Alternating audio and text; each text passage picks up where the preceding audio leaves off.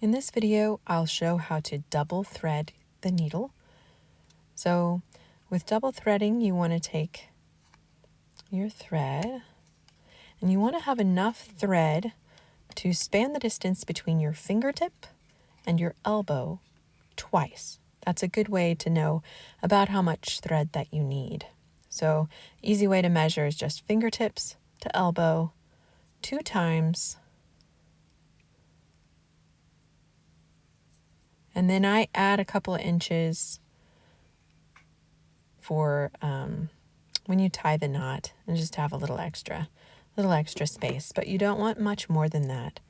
If your thread is too long, then it has a tendency to get tangled up. So I clip my thread, and I'm going to thread the needle now. I'll take the thread and pinch it between my fingers, and I don't want that thread to be out too far away from my fingertips. I want to pinch that thread where it is really just really close to my fingertips. And I'm just going to lay the eye of the needle kind of right on to the top of that thread, kind of pinch it with my fingers and pull it through. And that's really the easiest way.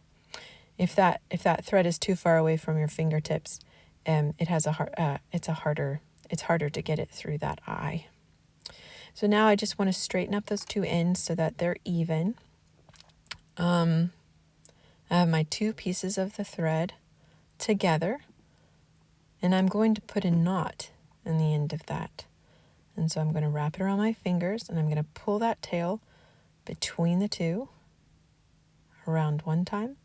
I'm going to do it a 2nd time, and that creates, as you pull it tight, a little knot. Then I'll take my scissors and I will clip off that tail to be a little bit shorter. You don't want to clip the tail too close to the knot, or the knot will come undone.